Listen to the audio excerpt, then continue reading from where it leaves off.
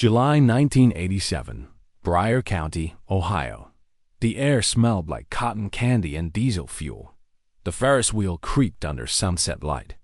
And somewhere between the popcorn stand and the ring toss booth, 16-year-old Lacey Bell vanished. She was with friends. There were hundreds of witnesses. But in the time it takes to finish a funnel cake, she was just gone. The police scoured the fairgrounds. Divers searched nearby lakes. Psychics, helicopters, even bloodhounds. No trace, no screams, no struggle. Just a single red sneaker found near the hayrides. For 10 years, nothing. Then, in 1997, a farmer clearing out his loft stumbled across a weathered denim jacket, wedged between hay bales. Inside the pocket was Lacey's missing bracelet and something far stranger, a Polaroid. It was dated July 1987, and it wasn't taken at the fair. It was July 3, 1987, opening night of the Bryan County Fair. The lights could be seen from 5 miles out, blinking red and gold against a fading Ohio sky. The air smelled like fried dough, diesel fuel, and popcorn grease. Families shuffled down the gravel paths while ride operators shouted over distorted music blaring from tin speakers. By 6:45 p.m., 3 girls walked through the North Gate entrance. One of them, Lacey Bell, age 16, wore faded jeans, a white tank top, and a red ribbon tied around her ponytail. She smiled at the ticket taker and held up her wristband. Her friends, Dana and Marcy, followed close behind. They moved through the crowd like any other group of teens, laughing, pushing each other, stopping for candied apples and soda. Surveillance footage from the tilt-a-whirl shows them holding hands, trying to balance as the platform spun. At first glance, it was a normal summer night. A local tradition, music, neon, chaos. But what no one noticed, at least not yet, was the subtle change in Lacey's face. The moment her smile dropped, just for a second, something was already bothering her. Nearly everyone who was there that night remembers Lacey Bell. Teachers described her as smart, but headstrong, the kind of student who never raised her voice, but always knew exactly how to get her way. Classmates said she was the one who'd organize birthday pranks, sneak music into study hall, and keep secrets no one else could. But most people just remembered her face, especially that night. Ride operators say she was the pretty one with the ribbon. One man recalls her leaning on a fence near the livestock barns, sipping soda and laughing into the wind. A teenage boy swears he tried to talk to her outside the funhouse, but she walked right past him, eyes focused ahead. Photos taken at the fair show Lacey in a blur, smiling behind her friends. In each one, her red ribbon stands out like a flare. Even in shadow, she was hard to miss. Earlier that evening, before she even stepped foot inside the fairgrounds, Lacey was seen behind a mobile gas station across the street, standing at a payphone. The sun hadn't fully set yet.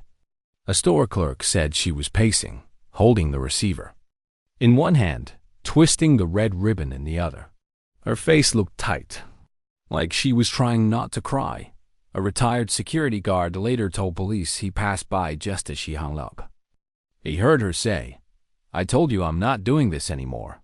She threw the receiver down hard enough to make it swing.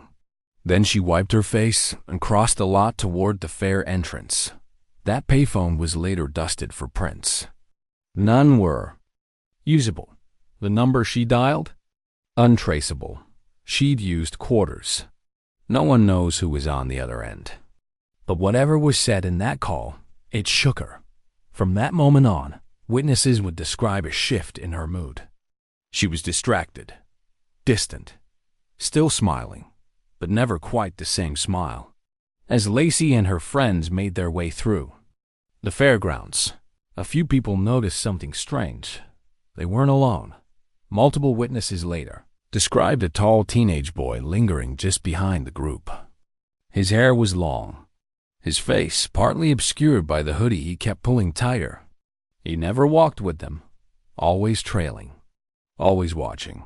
One carnival vendor said he saw the same boy loitering near the corn dog booth, eyes locked on Lacey. He didn't order food. He didn't talk. He just stared. Another remembered him stepping onto the Ferris wheel platform right after the girls, but stepping off before the ride started, as if he was just checking where they were going. No one ever got a full name. No one ever stopped him. And security footage from 1987 was grainy, low-res, impossible to enhance. But you can see the outline, a dark figure walking 20 feet behind them, turn after turn. To the girls, it probably felt like coincidence, like a stranger on a crowded night. But looking back now, it wasn't random. He was following them. He had been for a while. At 10:14 p.m., the girls stopped near the Ferris wheel. It was one of their last planned rides before leaving. Lacey said she needed the restroom and peeled off alone toward the midway restrooms. That was the last confirmed moment anyone saw her. 10 minutes passed, then 20. Her friends waited by the ride, assuming she got caught in a line. At 10:42, they checked the bathrooms. She wasn't there. They tried paging her over the fairground speakers. Still nothing. Dana ran to the security trailer while Marcy checked the food court and livestock area. The police weren't called until 11:20 p.m., nearly an hour after she walked away. The fair kept running. Music kept playing. Families kept riding bumper cars. No one realized a teenage girl had disappeared until the ride started shutting down for the night. No screams were heard. No belongings left behind. She'd simply vanished. By morning, the flyers were already going up. A single phrase would echo through Bryan County for the next decade. Last seen near the Ferris wheel. Because after that moment, it was like Lacey Bell had never existed at all. A few hours after Lacey was reported missing, police began canvassing the fairgrounds. Most vendors were packing up, too distracted to recall specific faces. But one man, Charlie Holt, who ran the kettle corn stand, said something that made investigators stop riding. Around 10:20 p.m., just minutes after Lacey had separated from her friends, he saw a girl walking alone behind the livestock barns near the outer fence line.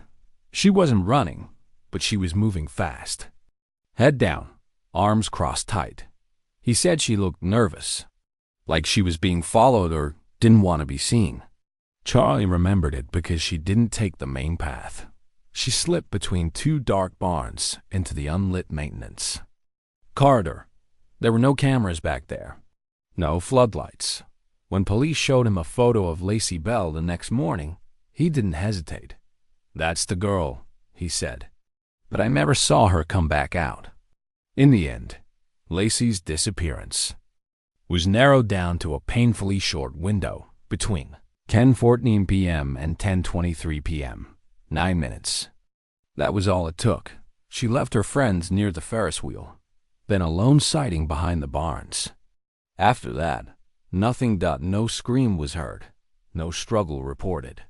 Security officers patrolling nearby heard only music, laughter, and a buzz of generators.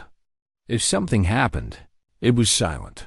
One officer described it later like this: "You could be standing 50 feet from someone at that fair and not hear a word they said.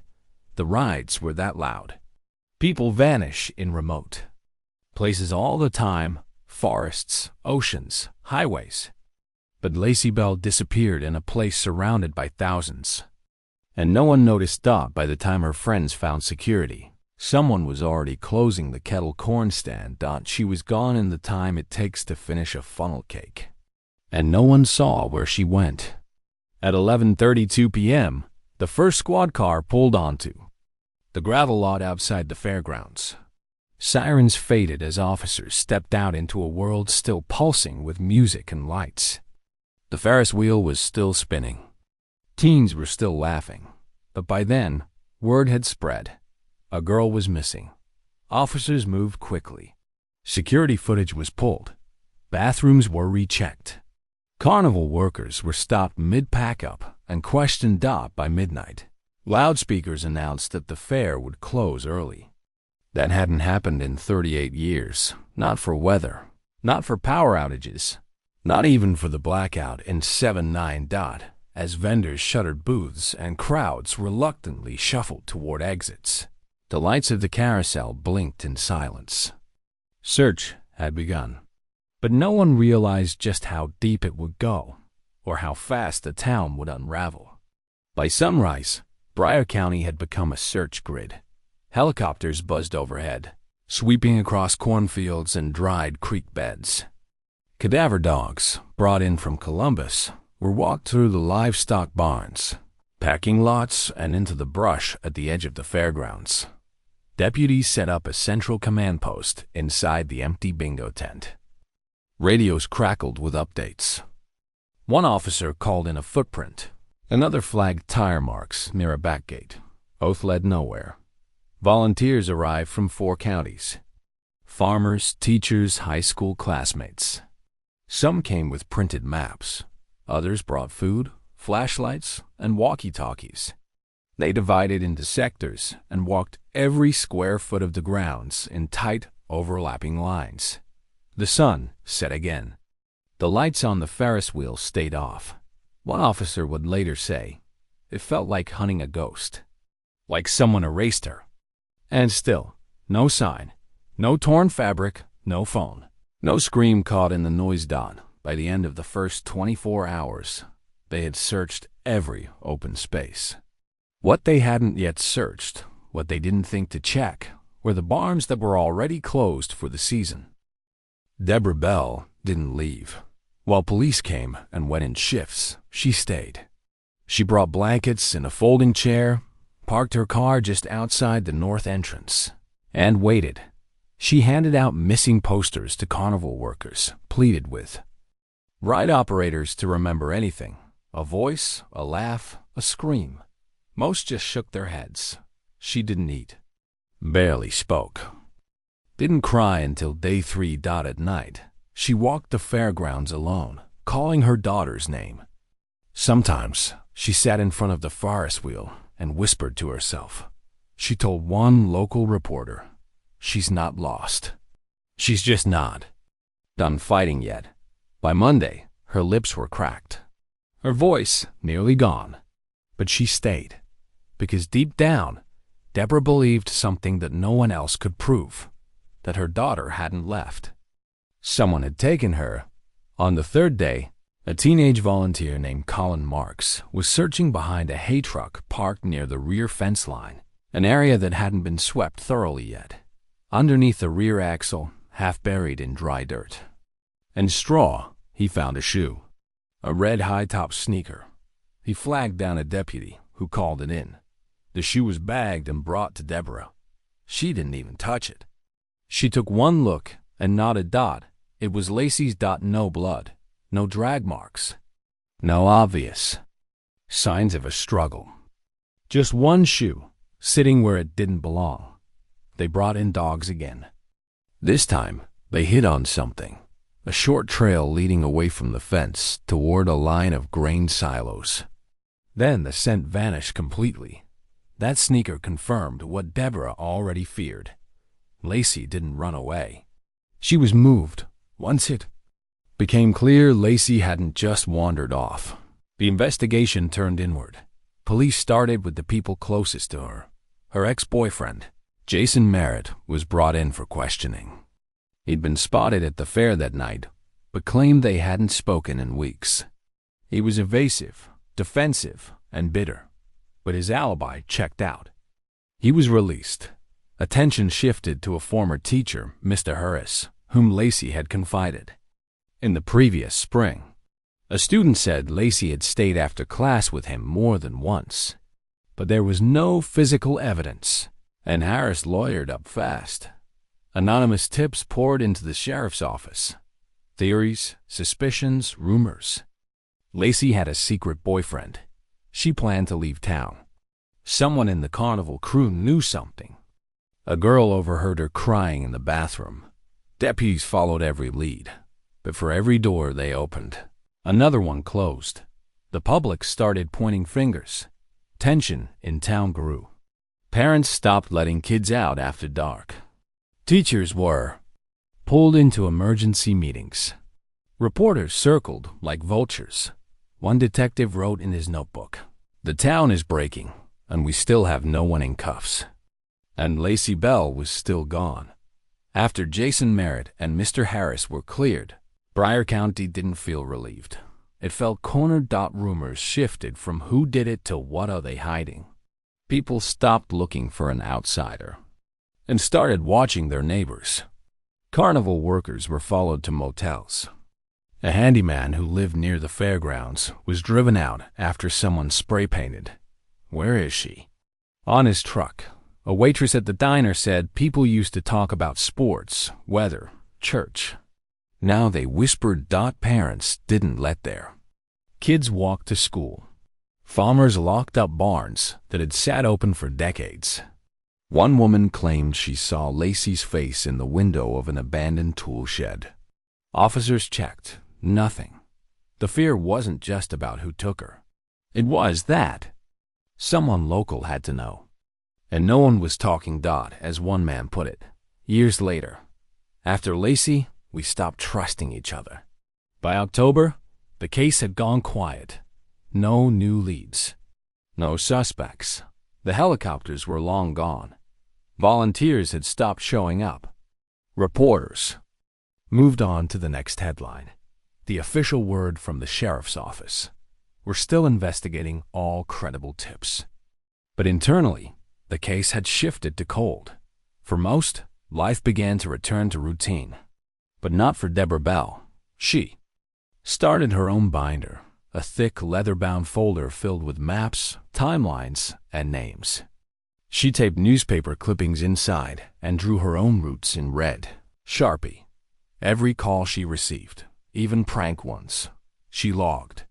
Every farm near the fairgrounds circled. She kept a bulletin board in her garage with strings connecting barns to sightings, sightings to names. She even kept a copy of Lacey's sneaker in a shadow box by the door. Because while the town moved on, Deborah never left the fair. She was still walking it every night, just in her head. On Thanksgiving Day, 1987, the Bell family sat down for dinner without Lacey. Her chair, second from the right, next to her younger brother, was left untouched. Deborah set a full place, plate, utensils, napkin folded sharp. In the center of the plate, she laid Lacey's red ribbon, the same one she wore that night at the fair. Her husband, Rick, tried to say grace, but his voice cracked halfway through. Her brother, Dylan, didn't speak at all. As the food got cold, Deborah stood up and looked at each family member. "I'm not done," she said. "She's still out there. I don't care what the papers say. I don't care what the cops say." The table was silent. No one argued, because the truth was, even in a house full of people, it already felt like a ghost lived there. Lacey wasn't just missing. She was everywhere. July 1997. It's a hot morning in Bryan County, 10 years to the week since Lacey Bell vanished. George Riley, 68, is cleaning out his late brother's property just south of the old fairgrounds. The barn is tall, weather-worn, and sagging at the joints. It hadn't been touched since the early 80s. George is prepping for auction, clearing out rusted tools, hay bales, and old wire. He climbs the ladder to the loft, coughing through cobwebs and mice droppings. Up there, it's still, silent, nothing unusual, until he spots a warped wall beam that looks off. The wood is split. Something's been wedged behind it. He kneels, pulls, something gives. He expects trash, old clothes, maybe a raccoon nest. What he finds instead makes his stomach turn. It's fabric, denim, soft, but stiff with age. Folded tight, a teenage-sized jacket, covered in dust, and it's zipped shut. The denim is water-stained and sun-bleached. It smells like mildew and rust. George holds it up. The sleeves are short. It's definitely a girl's. He nearly tosses it. into the junk pile, until something about the way it zipped up stops him. It's too neat, too deliberate. He checks the inside collar. No name, no label. Just worn-out fabric. Then, almost by accident, his hand brushes the chest pocket. There's something inside. Flat, metallic. He reaches in. Pulls it out. It's a small bracelet. Tangled and rusted, but still intact. The charm is heart-shaped, thin, and faintly engraved. George squints, runs a thumb over the surface. 3 letters. LB. His hands start to shake. He remembers the name. Everyone did back then. He stumbles down the loft ladder and makes a call to the sheriff's office. All he can say is, "I think I found something that belonged to her." The sheriff's office sends 2 deputies out within the hour. The barn is taped off. The jacket and bracelet are placed into evidence bags, then rushed to the crime lab. Initial lab results confirm it's authentic. The jacket is vintage 1980s. The bracelet matches one Deborah Bell, listed in her original missing persons interview. She described it in detail. Silver, heart-shaped charm engraved with LB. On the front, Lacey had gotten it for her 10th birthday. Now, 10 years later, it's been pulled from a rotting beam in a barn, less than 5 miles from where she vanished. Deborah is called in to view the evidence in person. When she sees the bracelet, her knees buckle. She doesn't cry. She doesn't scream. She just whispers, "That's hers." Then she asks the only question anyone's been asking since 1987. Where is she now? The biggest shock doesn't come from the bracelet. It comes from what's found underneath the jacket, tucked deep inside the lining, between the outer fabric and interior stitch. A single Polaroid photo. It's yellowed, curled at the corners, and nearly ruined by time. But the image is still clear enough to see. Lacey Bell is in the frame, unmistakably. Her hair is pulled back, a red ribbon gone. Her eyes are wide. There's a faint bruise under her cheekbone. She's not smiling. She's not posing. She's staring directly at the camera. Behind her is a wall of old wooden planks. No carnival lights. No background noise. Just shadow and grain. And in the upper right corner, just barely visible, is a dark, human-shaped blur. A figure standing in the background. No face. Just outline. The timestamp is smudged, but partially legible. July 4th, 1987. That's the day after she disappeared. The photo confirms 2 things. Lacey survived her first night, and she wasn't alone. What no one knows yet is where it was taken. But that wall behind her, those planks, look exactly like the ones inside the Riley barn. By July 7th, the case is officially reopened. Detectives from the State Bureau arrive in Broward County. The barn is locked down. Boards removed. Soil samples taken. The jacket, the bracelet, the photo. All confirmed as authentic. No human remains are found. Not yet, but the implications are clear. Lacey was held somewhere nearby. Possibly here. Deborah is brought in again. She holds the jacket with latex gloves. She doesn't speak. Then, when she sees the photo, really sees it, she breaks. She whispers. She looks scared. A detective gently responds. She was. Deborah clutches the photo and presses it to her chest. After 10 years, she finally has proof her daughter didn't run away. But she still doesn't have her back. And that photo raises a new, terrifying question.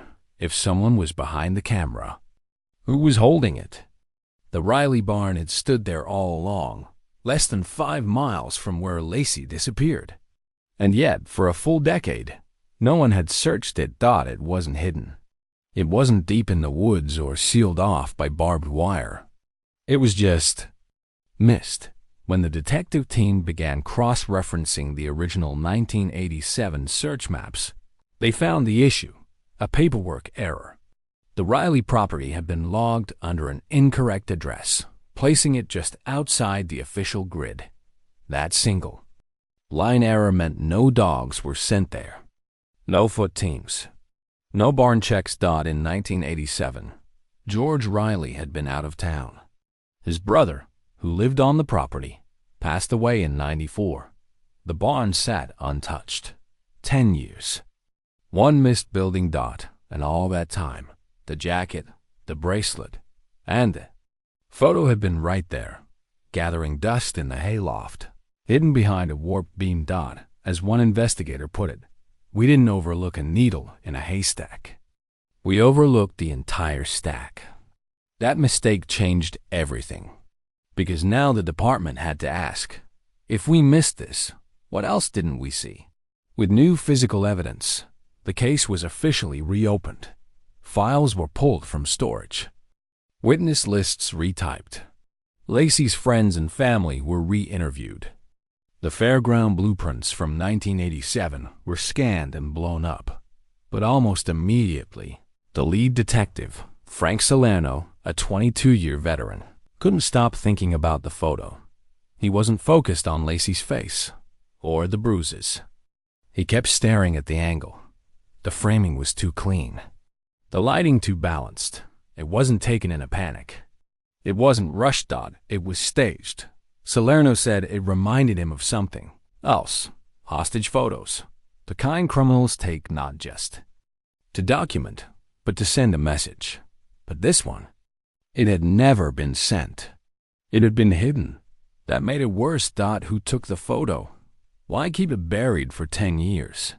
And what kind of person takes the time to compose an image of a missing teenage girl? Frank circled one word in red ink on the corner of the case file. Intentional. Because this wasn't just about evidence anymore. It was about someone watching and waiting. Detective Frank Salerno did what most cold case detectives dread. He went backward. Dozens of boxes were hauled out of evidence storage. Dusty. Files, cassette recorders, and VHS interview tapes from the original 1987 investigation. For 3 days, Salerno sat in the darkened room, watching grainy footage flicker across a screen. Most of the interviews were routine. Vendors, ride operators, teenagers, a janitor. But one name kept resurfacing. Not flagged. Not highlighted. Just the Earl Broderick. Maintenance crew. Late 30s. No criminal history at the time. Cooperative. Forgettable. Too forgettable. In every interview. People described him the same way. Kept to himself. Did his job. Bit of a loner. Back in '87, no one gave him a second thought.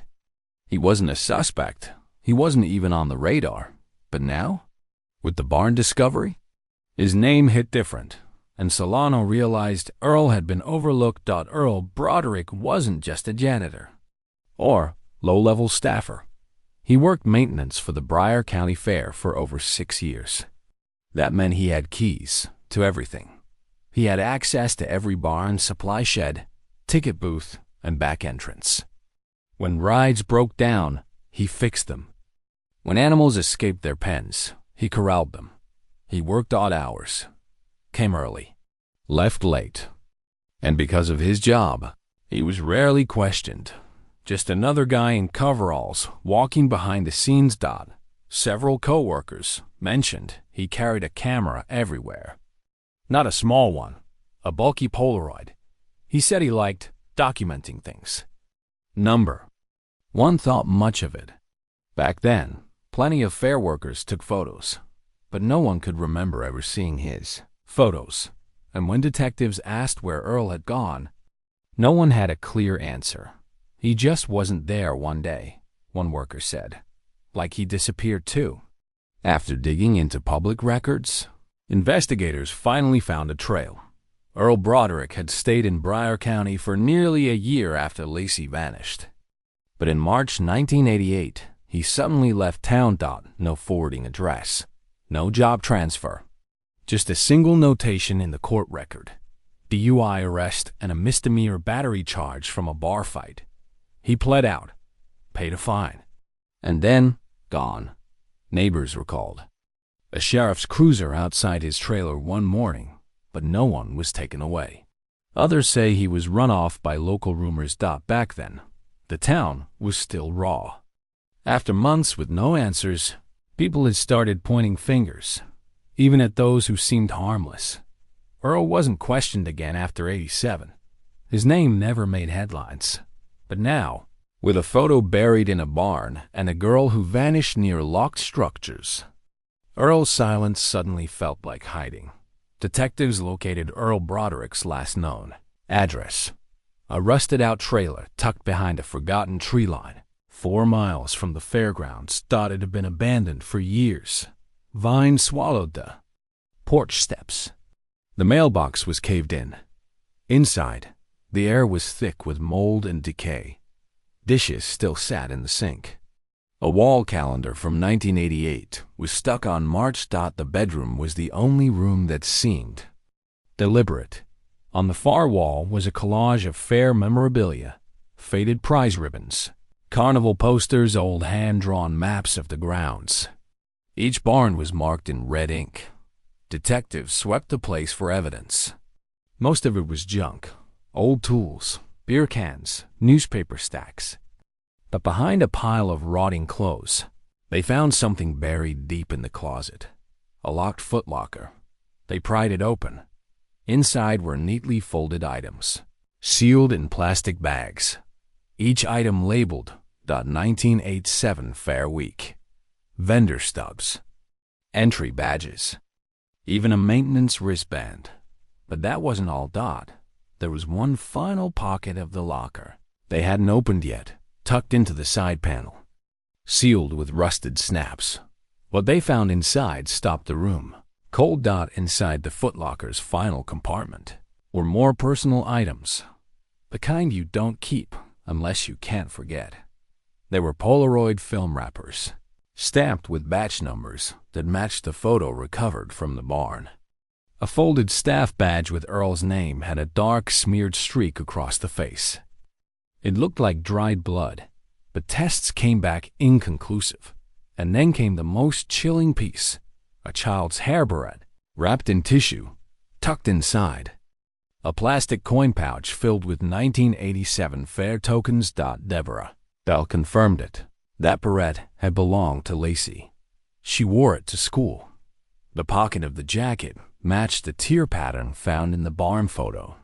The artifacts weren't random. They were trophies, and they'd been collected, labeled, and kept for a decade. Earl Broderick wasn't just a name on a list anymore.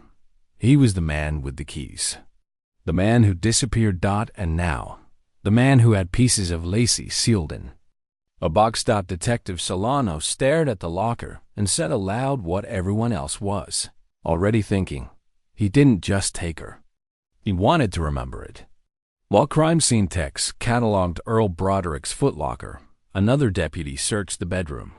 The mattress was rotted through, springs jutting, fabric black with mold. But when they flipped it, something fell out from a slashed seam beneath. A journal, water-warped, stained, the cover cracked with age. But the pages inside were dry enough to read. The handwriting was erratic, slanted. Some entries were scribbled over until the paper tore. Others were neat, almost reverent. But it wasn't the penmanship that froze Detective Solano in place. It was the phrasing. She smiled again today. Watched her from the silo path. She laughed near the prize tent. The ribbon girl came back. Dozens of entries, all during Fair Week. July 1987. They weren't full paragraphs, just fragments, observations, obsessions, each more unhinged than the last. The final entry was dated July 4th, 1987. The same date marked on the photo found in the jacket. One line. No context. I only needed one more picture. That single sentence reshaped the entire investigation. This wasn't random. It wasn't impulse. It was premeditated. Earl had been watching her, studying her, writing about her. And whatever he wanted, he thought he was almost finished. With mounting evidence, detectives pushed for Earl Broderick's full background. His adult record was thin. Minor offenses, a bar fight, a DUI. Nothing that screamed predator. But something felt off. A request to unseal his juvenile file was approved by court order. What they found stunned the room. In 1974, Earl, then just 15, had been accused of abducting a classmate in a neighboring county. The girl, Angela Pruitt, 13, was last seen walking home from school. Witnesses placed Earl near the same road. A sheriff's deputy at the time had searched Earl's shed but found nothing conclusive. He denied everything. The case fell apart. No physical evidence. No confession. Earl's parents lawyered up. Charges were dropped. The girl was never found. And the file? Sealed 2 weeks later. None of it had been visible to investigators. Back in 1987, no one connected the name. No one knew. Until now. Angela Pruitt vanished 13 years before Lacey Bell, and now both girls were part of the same terrifying pattern. This wasn't Earl's first time. It was just the first time anyone paid attention. The picture was finally clear. Earl Broderick wasn't a drifter. He wasn't a random fair worker. He was a predator with a decade-long head start. He had keys to every barn. He knew every blind spot, every emergency exit, every spot without camera coverage. He had motive, opportunity, and now, a documented history. Everything investigators had missed in 1987, they now saw in brutal clarity. The journal, the footlocker, the Polaroid, the hair barrette. All of it pointed to one truth. Earl didn't find Lacey by chance. He had hunted her. The fair was never just a job. It was his hunting ground, his comfort zone, his ritual. Detective Solano stood over a wall covered in evidence, photos, maps, case notes, and circled Earl's name in red ink. He was never just a maintenance man, he said. He was the missing thread, and we didn't see it. For 10 years, Earl Broderick had been hiding in plain sight. And now, the question wasn't just what he'd done. It was whether he'd done it before. Or worse. Since, in the State Archives building in Columbus, Ohio, a cold case analyst named Dana Hill was combing through decades-old reports. Most were routine: runaways, unresolved thefts, old warrants. Then, in a mislabeled box marked Ross County, Vehicle Thefts 1985, she found something that didn't belong. A thin manila folder, yellowed, torn. The front read, Kate's, Melissa. Missing person, May 12, 1985, 17 years old. Disappeared from a traveling carnival near Chillicothe. Last seen by a food vendor around 8:30 p.m. No body. No suspect. No follow-up after 1986. Dana almost tossed it. But something in the handwriting caught her eye. Last seen near the livestock barn. She paused, flipped through the photos. The setting looked eerily familiar. 2 counties away. 2 years before Lacey Bell. She logged the file into the system and flagged it urgent, because this wasn't a coincidence. It was a blueprint. Melissa Cates vanished on a warm spring evening. The Ross County Carnival was packed.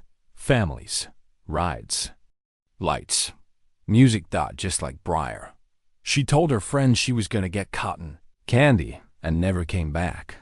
Within 20 minutes, her name was being paged over the intercom. Her parents thought she was just lost in the crowd. Police assumed she ran off with a boyfriend. There were no screams, no signs of struggle, no blood. Just a single chilling statement from a vendor who worked the ring toss booth. He said Melissa had been talking to a man in uniform. A worker said she left willingly. They showed him photos. He couldn't ID anyone. And by the time they started investigating fair staff, the carnival had already moved on to the next town. No leads.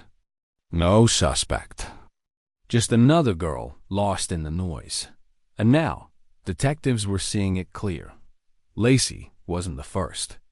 Back in Breyer County, Detective Salerno pulled up the photo recovered from Lacey's jacket. They had enhanced it once before, focused only on Lacey. The bruises. Her expression. The darkness behind her dot, but now, with Melissa's file open. They looked again.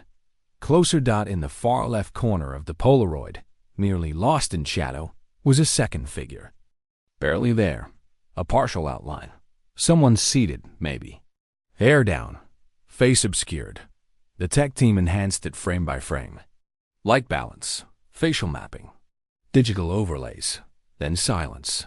A shape solidified. A second girl. And once adjusted, her facial features were recognizable. It was Melissa Cates. Her photo from 1985. Same eyebrows. Nose structure, hair length. Her posture was slumped. She wasn't looking at the camera. She was in the same room as Lacey Dodd. It was impossible to know if the photo was taken before or after. Melissa vanished, but there was no doubt anymore. Melissa didn't vanish alone. She and Lacey had been held together. One never came back. The other might still be out there. With confirmation Melissa was in the photo, the case shattered wide open. Salerno's team went back to fair employment records. The 1985 Ross County. Carnival had hired a rotating crew from a third-party equipment vendor based in southern Ohio. One name popped up, Earl Broderick. Records showed he worked 2 events that spring, including the Ross County stop. Then he went off-grid for a year. Reappeared in Broward County by mid-1986. Same vendor. Same routes. They checked the timeline. It fit. Melissa vanished in May 1985. Earl resurfaced 14 months later with a new ID badge. New fair crew and access to new barns. It wasn't random. It wasn't chance. Lacey Bell wasn't the first girl he stalked. She was just the one he couldn't completely erase. Now, investigators had to ask the question no one wanted to. How many others are out there? Detectives began assembling a timeline, mapping fair routes across Ohio, Kentucky, and West Virginia between 1983 and 1990. The grid showed carnival stops, dates, missing person cases. The patterns weren't perfect, but they were there. 3. Girls vanished during fair weekends.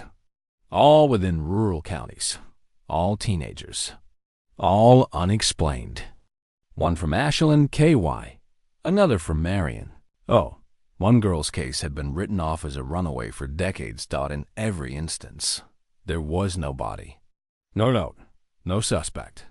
But each time, the fair had passed through. And each time, Earl Broderick's name appeared somewhere on the vendor logs. Equipment rentals, maintenance staffing, temporary housing rosters. Some towns didn't even file reports until days later. By then, Earl had already moved on. Salerno circled 7 counties on the map. Lacey and Melissa were just the beginning. They weren't chasing one crime anymore. They were chasing a trail, one that had existed right in front of law enforcement for years, and no one connected the dots until now. They didn't want to call her again, but they had to. Deborah Bell arrived at the station just after 3 p.m. She thought it was another check-in. She wasn't expecting the photo or the name Melissa Cates. When they showed her the enhanced image, Lacey with bruises, and another girl in the shadows, she sat down slowly, as if the air had left the room. At first, she didn't cry. She stared, shook her head. Then, the dam broke. 10 years of suppressed grief, frozen by silence and mystery, came roaring back. She buried her face in her hands, then looked up red-eyed and whispered, "He did this before." She gripped the edges of the table. He practiced on her. The room stayed silent. Because they all knew it was true. Deborah stared at the board. 2 photos, side by side. Lacey and Melissa. Different years. Different counties. Same outcome. She saw what no one else had. The pattern in his cruelty. Earl didn't just take girls. He studied them, waited for the right moment, built routines, created access, then tested boundaries. Melissa was the first. Lacey was the one he perfected it on. All this time, Deborah had believed it was some horrible, random moment. Her daughter. Walking off, someone lurking in the dark. But now she saw the truth. It wasn't random. It was rehearsed. He hunted her, she said. He practiced first. Detective Salerno nodded. And Melissa might still be alive. The air shifted. Because suddenly, this wasn't just about justice. It was about finding the girl in the shadows. And she might still be out there, waiting to be heard. The Riley barn hadn't been touched in weeks. Now it was sealed with crime scene tape, the sun slanting through broken slats in pale shafts of light. A forensic team in white suits moved carefully through the space. Every step creaked. The air was dense. Mildew, rust, the sour rot of wet wood. Deborah Bell stood just beyond the tree line, arms wrapped around herself. She said nothing. Just watched. The team wasn't there to take photos this time. They weren't just collecting objects. They were going to dismantle it. Floorboards. Hay. Piles. Beam supports. This barn had kept secrets for a decade. They were going to pull everyone out. One tech worked near the northern wall, where the jacket had been found. Another scanned the floor near the livestock stall with a thermal camera. The readings looked off. As the sun dipped lower, spotlights fired up. The barn lit up like a theater stage. Then came the call. Got something. The room froze. A tech knelt near the rear feed area, fingers pressed to a worn floorboard. It didn't sound right when tapped. Because underneath the decay was something that wasn't supposed to be there. The board looked ordinary, weathered pine, dark with rot. But when the tech stepped on it, it flexed in a way the others didn't. They pulled it up. Beneath was concrete. Not poured in a slab, hand-mixed, uneven, like someone had done it in secret. Running along the edge was a seam. A perfect rectangle. A trapdoor. The crew brought in a handheld jackhammer. It took 15 minutes to break the seal. The smell that came up wasn't death. It was stale time, soil, metal, sweat. The bolts were rusted over, but still intact. Someone had sealed this door on purpose. Inside was a narrow shaft, barely wide enough for one person. Wooden ladder rungs led downward into darkness. The space below hadn't seen light in years. One detective climbed down. His voice came back thin and echoing. It's a room. No windows. Cement walls. Silence. Then there's a mattress. Everyone upstairs went still, because they knew what they were looking at. Not a storm shelter. Not storage. A cell. Buried. Under a barn. Hidden for a decade. And someone had used it. On purpose. The space below was barely 8 feet by 10. The walls were uneven, hand-poured concrete, stained with time, and something darker. In the far corner sat a mattress, torn, sunken, its cover matted with age. Next to it, a chain, bolted directly into the cement. It wasn't a shelter. It wasn't built to save anyone. This was meant to keep someone in. Near the mattress were 2 cracked plastic dishes, a spoon, and the dried remains of what might have once been canned food. A pile of decayed fabric, possibly clothing, lay against the wall. But the detail that hit hardest was on the wooden beams that supported the ceiling. Scratch marks. Dozens of them. Hundreds. Jagged. Repetitive. Some shallow. Some deep. A desperate act done over and over again. Some looked fresh. Others were faded. The team worked in silence. One tech sat on his heels, whispering. They tried to get out. The walls closed in. No windows. One exit. Total silence. And from the looks of it, someone had been kept here for a long time. Now the question wasn't just who, but how long. On the east wall, near the corner where the chain met the floor, investigators found the carvings. Vertical. Tally marks grouped in fives. Dozens of them. One section had at least 364, almost exactly a year. Each line scratched by hand, some overlapping, some dug deep enough to split the wood. Whoever was here had counted time. Not days, not hours. Survival. Some of the groupings trailed off. Like the person stopped carving, or couldn't anymore. One forensic analyst murmured, "This wasn't a day or two.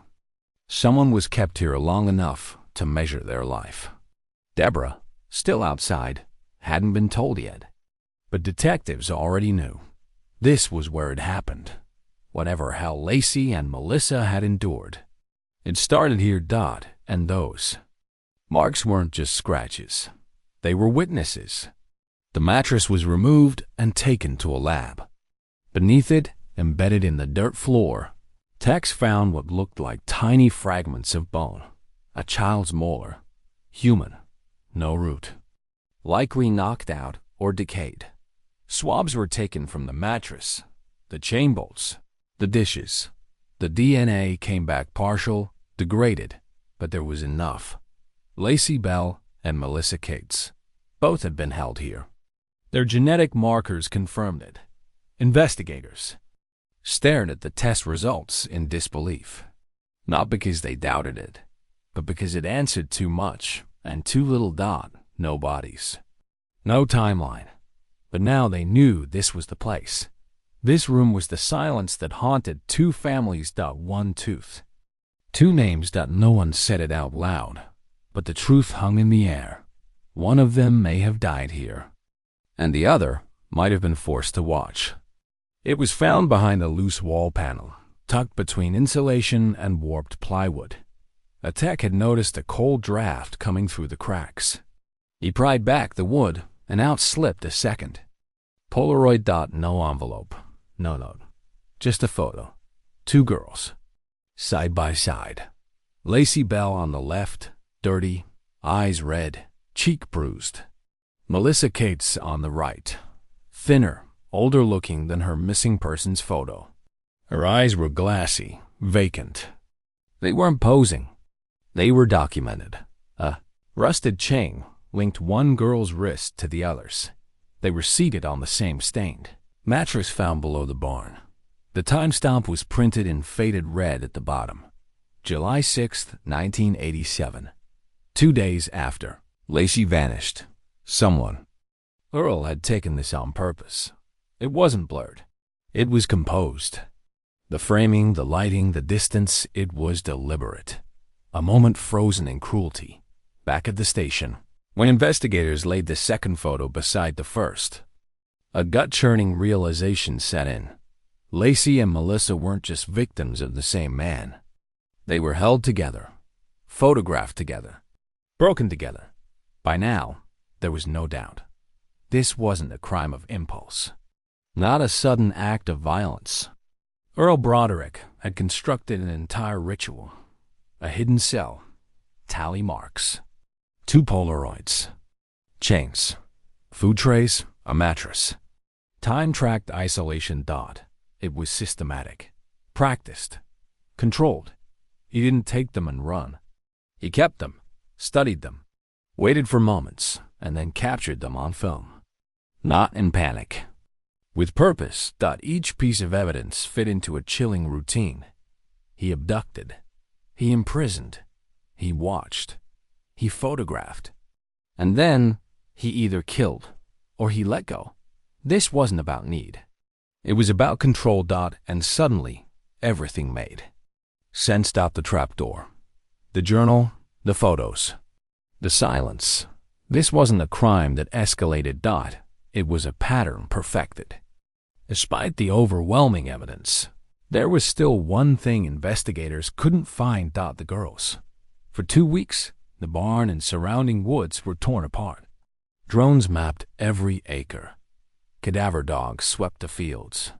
Old wells were drained. The nearby riverbanks were dragged. Nothing. No bodies. No clothing. No remains. It was as if Earl had vanished with them, or at least with whatever he didn't want found. The journal hinted that Melissa had survived longer than Lacey, possibly even escaped. But Lacey, the evidence painted a different story. Still, Deborah refused to speak in absolutes. She wouldn't use past tense. She wouldn't let anyone say was, because without a body, there's still that sliver of cruelty, the unknown. She clutched the red ribbon from Lacey's hair like a relic. Salerno wrote in his report, "It's like we've uncovered the ritual, the bunker, the plan, but not the ending, because the ending was either buried somewhere they hadn't looked, or walking somewhere they couldn't see." March 1999. Just past midnight, a woman walks through the automatic doors of a psychiatric hospital in Raleigh County, West Virginia. She's barefoot, wearing a hospital gown under a flannel coat. Her hands shake. Her knuckles are scarred, pink from healed wounds. She gives her name as Anna Burke, but when asked where she's from, she stares at the floor. No address. No family. She eats little, sleeps by the window, doesn't talk for 3 days. Then the whispering begins. 3 words, repeated again and again. Barnes.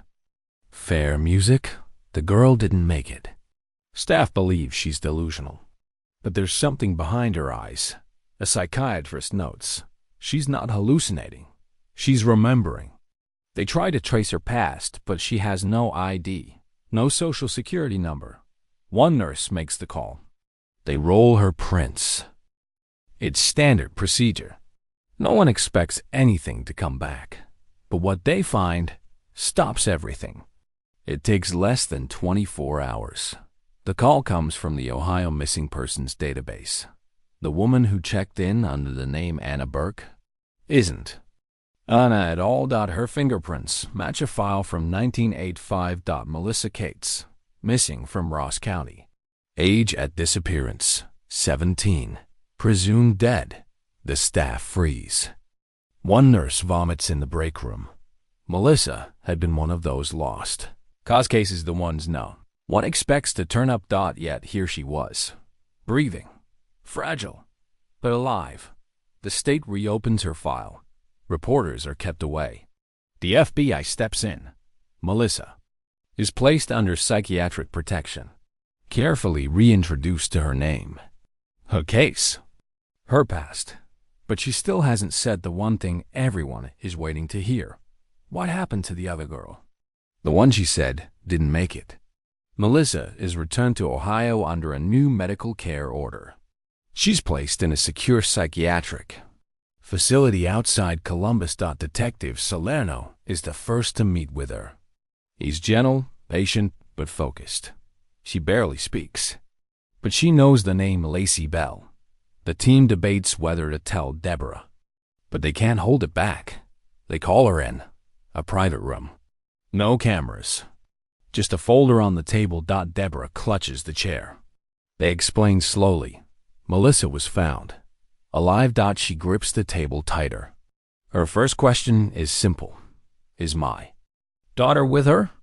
The answer breaks her. No. Melissa was found alone. Deborah doesn't cry. Not at first. She closes her eyes, lets out a single shaking breath. 10 years. She'd held on for 10 years.